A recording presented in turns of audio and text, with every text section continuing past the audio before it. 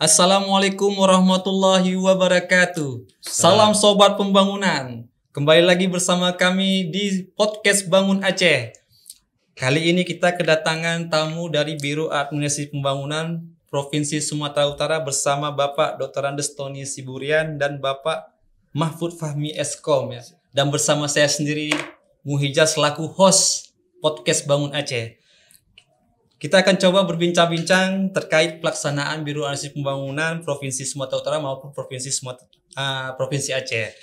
Kita akan coba bertanya kepada Bapak Tony atau Bapak Fahmi terkait apa sih yang membuat keinginan Bapak gitu, yang menggerakkan atau memprakarsai keinginan untuk melakukan sharing knowledge ke Biro Administrasi Pembangunan Provinsi Aceh. Mungkin bisa dijawab, Pak. Terima kasih atas kesempatan yang diberikan. Adapun sebelum kami berencana datang ke sini, sebelumnya kami sudah mempelajari tentang keberadaan Biro Administrasi Pembangunan Setda Aceh, di mana yang kami dapat informasi yang kami lihat dari website Biro Administrasi Pembangunan Aceh, banyak inovasi yang sudah dilakukan, banyak juga capaian prestasi yang sudah diperoleh selama ini. Jadi di samping sebagai provinsi tetangga yang paling dekat, kami berpikir ada baiknya kami melakukan kunjungan ke sini dalam rangka studi tiru atau sharing knowledge terkait pengelolaan administrasi, pengendalian, khususnya pelaporan pelaksanaan pembangunan daerah. Jadi kami berpikir, apalagi pimpinannya Pak Kepala Biro masih tergolong muda, masih kelompok milenial mungkin, masih kategori kelompok milenial yang sudah pasti bahwa beliau itu punya inovasi yang tetap dikembangkan, yang mungkin bisa kami adopsi untuk kami implementasikan nanti di dalam pelaksanaan tugas di Biro Administrasi Pembangunan Sumatera Utara. Itu yang melatar belakangi kedatangan kami ke sini. Kami mau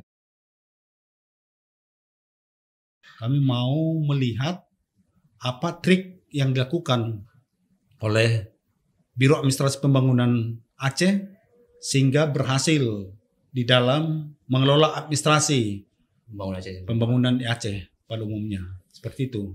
Jadi Pak, terkait dengan pelaporan tadi, kita sekarang ini pelaporan di Provinsi Sumatera Utara di Biro Administrasi Pembangunan sendiri, di Biro Administrasi Pembangunan Provinsi Sumatera Utara, apa sih yang sudah dilakukan gitu terkait pelaporannya? Oh ya, begini.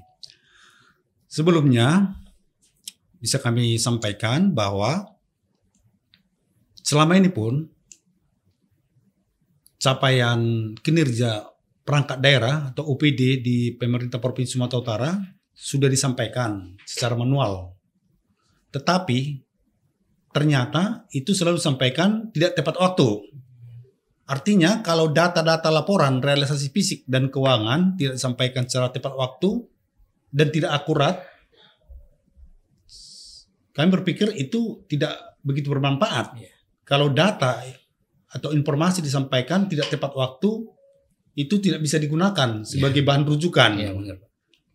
Jadi dengan dasar pemikiran seperti itu, Biro Administrasi Pembangunan Sumatera Utara sudah membangun dan mengembangkan suatu aplikasi yang namakan dengan aplikasi PRP2 Sumut, Progress Report Pengendalian Pembangunan Sumatera Utara, di mana di sana menampilkan fitur-fitur yang terkait dengan data capaian kinerja daripada perangkat daerah dalam bentuk laporan realisasi fisik dan keuangan yang walaupun belum begitu sempurna sebagai harapan daripada pimpinan, tetapi paling tidak Biro Administrasi Pembangunan Sumatera Utara sudah berupaya meningkatkan tata kelola pengelolaan administrasi pelaksanaan pembangunan dari manual menjadi digital seperti itu. Tetapi yang menjadi kendala selama ini ternyata itu tadi data yang disampaikan oleh perangkat daerah itu pun OPD-nya Pak ya. belum diyakini 100%. Kenapa? Karena yang menginput data kan admin mereka. Yang kalau kita konfrontasi atau kita cek dengan data yang sebenarnya bisa saja tidak seperti apa adanya. Jadi data-data yang disampaikan oleh admin ini pun masih perlu dicek and recheck lagi. Berarti kita memeriksa kebenaran laporan ya. Pak ya. Artinya aplikasi yang dibangun belum begitu maksimal juga untuk mengabarkan gimana capaian kinerja daripada perangkat daerah itu sendiri. Itu dia. Kalau dari Pak Fahmi sendiri di Biro Administrasi Pembangunan sebagai Saya sebagai tim IT di IT-nya, Biro Pembangunan. berarti yang membuat aplikasi tadi dari Pak Fahmi lah ya. Kebetulan saya sebagai admin di Biro Pembangunan. Kalau misalnya untuk yang membuat aplikasi itu sendiri, memang kita ada programmer ya Pak. Ada programmer, jadi pakai pihak ketiga. Pihak ketiga. Kalau di kami, termasuk saya sendiri, saya mungkin lebih ke operator teknisnya. Berarti selama ini kalau pelaporan dari SKPD yang dilaporkan ke Biro Administrasi Pembangunan itu Pak, berarti kalau seandainya tidak tepat waktu, tepat mutu, itu ada sanksi-sanksi apa gitu Pak yang dilakukan oleh Biro Administrasi Pembangunan gitu Pak? Kalau Biro Administrasi Pembangunan Kepada sesuai SKPD-nya dengan gitu. fungsinya tidak bisa melakukan namanya Sanksi, Pak ya? punishment atau sanksi atau hukuman kepada OPD. Karena kita bukan seperti inspektorat yang bisa membuat surat teguran seperti itu. Paling kita menghimbau agar mereka menyampaikan data laporan mereka itu secara tepat waktu dan menyampaikan apa adanya gitu. Tidak direkayasa. Berarti itu udah ada standar form lah ya Pak ya yang untuk dilaporkan SKPD Pak. Sementara saat ini ada, tetapi ternyata perangkat atau OPD daerah itu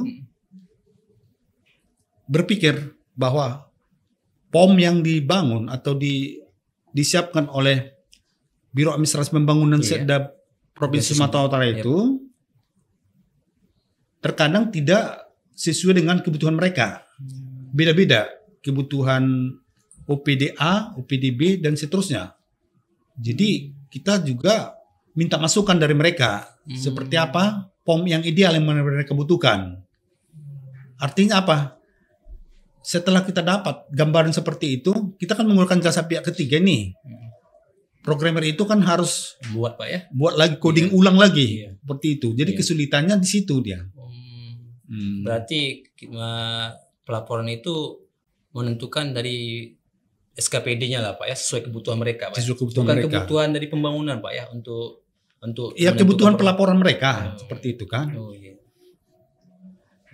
Itu emang pelaporannya Pak dilakukan memang setiap bulan atau setiap triwulan gitu Pak kalau di Provinsi Sumatera Utara ya? Di Sumatera Utara diharapkan dengan dibangunnya aplikasi ini sebenarnya yang diinginkan itu kan bisa dilaporkan secara real time. Iya. Ya, tapi itu masih jauh. Dari ternyata kita menghimbau mereka untuk tetap diupdate data-data mereka. Iya. Mereka itu tidak mengerjakan sesuai apa keinginan kita karena mereka juga punya tugas pokok.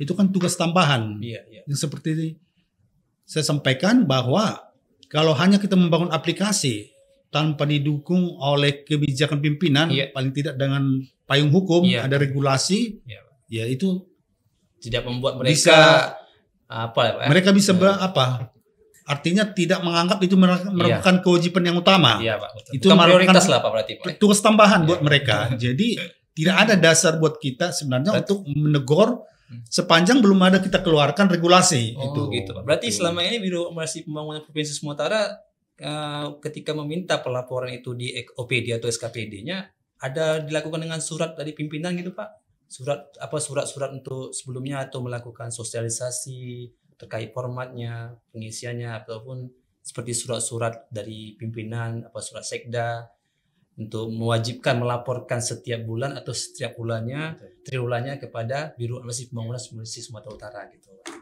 Sebelumnya waktu belum dibangunnya aplikasi memang sudah ada. Tetapi dengan setelah dibangun dan dikembangnya aplikasi, dan kita harapkan semua pelaporan itu melalui aplikasi yang tadi dibangun, memang regulasi menjadi sebagai payung hukum untuk mereka melakukan pelaporan lewat belum dilakukan. Ya. Jadi artinya apa? Dengan beralihnya kita dari pola pelaporan dari manual ke digital, harusnya memang di backup dengan itu tadi regulasi sebagai penguatan, sehingga mereka tidak bisa mengelak manakala kita butuh laporan yang tepat waktu tadi dan akurat. Jadi dari hasil diskusi kedatangan Pak Tony bersama teman-teman dari Biro Arsip Pembangunan Sumatera Utara ke Biro Arsip Pembangunan Provinsi Aceh, hasil diskusinya yang kita dapat lah gitu Pak, pembelajaran yang mungkin bisa dibawa, atau bahasa kita ATM lah di sini Pak, yang adopsi atau tiru atau dimodifikasi mungkin bisa dibawa ke Provinsi Sumatera Utara kan untuk dilakukan kan. Apa kira-kira Pak yang sudah dari diskusi tadi yang kita dapat gitu, apa Pak kira-kira? Ya, saya pikir banyak hal yang harus kami adopsi dari pemerintah Aceh melalui Biro Administrasi Pembangunan Setda Provinsi Aceh. Sebagaimana disampaikan oleh teman-teman di sini, oleh pimpinan di sini, Bapak Kepala Biro, di dalam pemaparannya tadi, bahwasanya memang selama ini aplikasi itu perlu didukung dengan regulasi yang kuat supaya OPD itu mengindahkan manakala kita membutuhkan laporan. Jadi yang pertama, memang apapun yang kita kerjakan harus ada payung hukum. Itu yang pertama.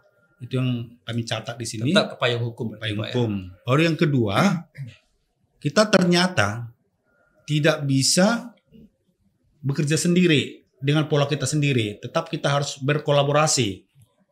Baik itu dengan pihak kementerian ataupun instansi vertikal yang ada di wilayah kita masing-masing. Bahwa kita tetap harus berkolaborasi. Kita butuhkan data yang secara komprehensif. Bukan cuma dari perangkat daerah di lingkup pemerintah daerah, tetapi juga dari instansi vertikal yang melakukan kegiatan pembangunan di wilayah provinsi kita masing-masing seperti itu. Jadi Pak. Jadi selama ini udah ada pertemuan pernah dilakukan Pak, berkolaborasi selama ini pernah melakukan pertemuan atau koordinasi dengan pihak-pihak instansi vertikal ataupun kementerian yang bersangkutan lah gitu. Kalau yang pertemuan secara formal dalam bentuk rapat atau pertemuan memang belum Pak. Masih sifatnya surat menyurat, disurati dari pemerintah Provinsi Sumatera Utara ke misalnya Ditjen Perbendaharaan atau Anggaran minta data, tapi itu ternyata hasilnya tidak efektif, kurang efektif karena itu tadi, walaupun di surat itu kita bunyikan di situ bahwa gubernur sebagai wakil pemerintah pusat daerah, tetapi tanpa ada penguatan dari pihak kementerian yang membawahi mereka untuk tetap mereka menyampaikan data secara rutin maupun secara periodik, saya pikir tak akan jalan. Berarti tetap Pak ya pada payung hukumnya tadi ya Pak ya, untuk tetap untuk yang bisa membantu lah supaya laporan itu tepat waktu, tepat mutu Pak ya, akurat lah Pak ya. Sebagai penguat juga ya kan Pak Tony. Makanya mungkin sebelum ada diciptakannya aplikasi harus kuat dulu di regulasinya. Berarti sebelum ada aplikasi itu seharusnya kita ciptakan dulu Pak ya. Kita buat dulu regulasi untuk SKPD itu Pak ya. Supaya mereka bisa mengikuti dari regulasi itu, menyebutkan aplikasi itu kapan jadwal yang harus melaporkan Pak ya, kapan waktunya Pak, deadline-nya Pak ya. Habis itu mutu pelaporan itu seperti apa gitu Pak. Apalagi dengan aplikasi yang dibangun itu kan sudah ada ketentuan sebenarnya dari kementerian, dari Kominfo ya, bahwasanya kalau tanpa didukung oleh regulasi yang kuat, adanya limit waktu yang tertentu untuk kita bisa menggunakan aplikasi itu secara terus-menerus. Ada mungkin sekian tahun seperti itu. Pernah juga saya baca, itu ada aturan yang dikeluarkan oleh pihak Kementerian Komunikasi dan Informatika bahwa aplikasi yang dibangun itu harus memang aplikasi yang betul-betul bisa nanti berkesinambungan. Jadi artinya bukan berarti kalau berganti kepemimpinan aplikasinya bubar seperti itu. Jangan sampai Pak ya. Jangan seperti itu kan. Padahal terus, Pak, ya. Mungkin apalagi kita menggunakan jasa pihak ketiga, itu kan sudah menggunakan biaya juga ya. Iya, Pak. Yang walaupun enggak seperti itu kan. Baik, dari Bapak Fahmi gimana lagi Pak? Mungkin ada tambahan mungkin sedikit lagi yang setelah mungkin dari yang terkait pelaporan ini. Oh, kalau yang terkait pelaporan, ini izin melalui Pak Tony. Memang aplikasi PRP2 Sumut ini sudah berjalan 1 tahun ya Pak ya, tahun 2021. Untuk Tahun aplikasi kedua ini, tahun kedua. Ini tahun kedua.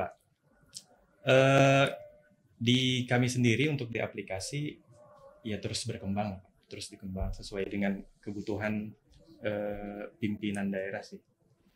Nah, kalau untuk tahun 2021 ini izin melalui Pak Tony, inilah hasil produk dari aplikasi kami. Bukunya Pak ya.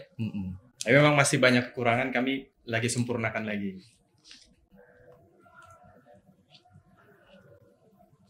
Ini emang untuk dikasih ke kita Pak ya? Iya. Oh, untuk Biro Arsip Pembangunan Pak ya? Nanti dikasih 3 set. Iya, Itu contoh. Contoh Pak ya.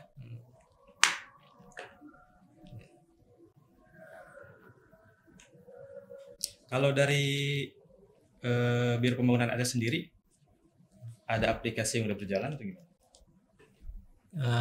Ini kita belum bisa kita diskusikan masalah itu karena fokus belum bisa karena saya belum bisa sampaikan itu karena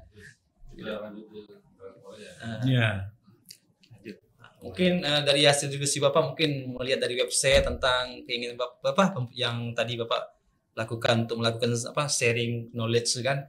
Salah satunya di situ Bapak singgung tentang si transport yang telah dilakukan pihak Provinsi Aceh gitu Pak dari Biro Arsip Pembangunan. Mungkin apa yang kira-kira yang mungkin bisa Bapak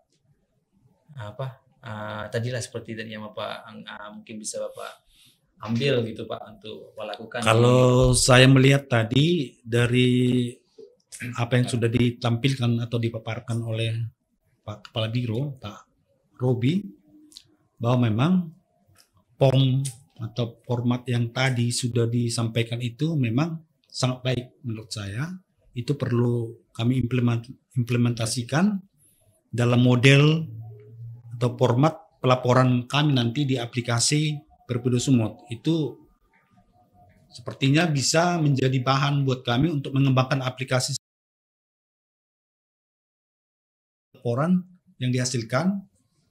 Jadi bisa menggambarkan secara utuh, secara komprehensif seperti apa kondisi kegiatan pembangunan yang ada selama ini.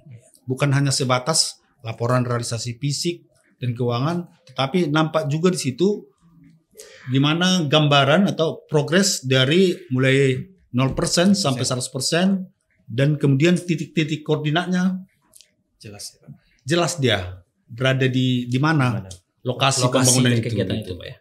Artinya dia terdokumentasi dengan baik. Jadi mungkin inilah yang perlu kami ambil dari hasil diskusi kunjungan kami ke sini ke Provinsi Aceh atau ke Biro Administrasi Pembangunan Setda Aceh. Banyak hal yang baik, yang positif kami ambil. Itu tadi yang pertama dari sisi regulasi harus ada penguatannya, baru kemudian juga format pelaporan yang baku. Itu yang sudah merupakan hasil inovasi daripada pihak Biro Administrasi Pembangunan Aceh itu akan kami kembangkan di sana untuk lebih menyempurnakan lagi penggunaan aplikasi kami selanjutnya. Baik, Pak. Karena apapun ceritanya, aplikasi itu kan tetap harus dikembangkan dan disempurnakan lagi. agak tercapai Pak harapannya Pak. Amin. Baik Pak, berarti inilah harapan kita Pak ya dari hasil diskusi kita, bincang-bincang kita bersama Biro Administrasi Pembangunan Provinsi Sumatera Utara terkait pelaksanaan administrasi pembangunan, salah satunya khususnya untuk pelaporan Pak ya. Pelaporan yang ada di Biro Administrasi Pembangunan Pak. Semoga apa yang didiskusikan ini Pak dari hasil diskusi pertemuan-pertemuan yang sudah Pak lakukan kepada Kepala Biro Administrasi Pembangunan Provinsi Aceh bersama para Kabak, Kasubag, tim-tim yang Biro Administrasi Pembangunan Provinsi Aceh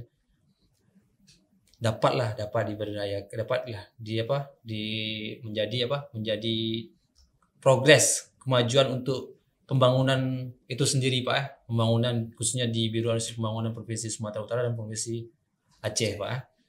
Oke, berakhir sudah Pak bincang-bincang kita hari ini Pak, di pertemuan kita hari ini Pak. Mungkin ada ucapan yang mungkin ingin kita sampaikan kembali Pak, atau ada yang lain nggak ada lagi Pak ya. Oke, kita akhiri semuanya Pak ya dengan terima kasih atas kehadiran Bapak, Ibu dari tim Biro Administrasi Pembangunan Provinsi Sumatera Utara yang telah melakukan kunjungan ke Biro Administrasi Pembangunan Provinsi Aceh. Semoga pertemuan ini terus komunikasi atau hubungannya terus terjalin lah Pak ya, walaupun tidak dalam pertemuan, dalam komunikasi sebagai peran kita di Biro Administrasi Pembangunan untuk pencapaian lah proses pembangunan yang ada di Provinsi Sumatera Utara maupun di Aceh. Akhir kata dari saya host sendiri podcast Bangun Aceh. Assalamualaikum warahmatullahi wabarakatuh. Assalamualaikum. Terima kasih Pak Ami. Terima kasih.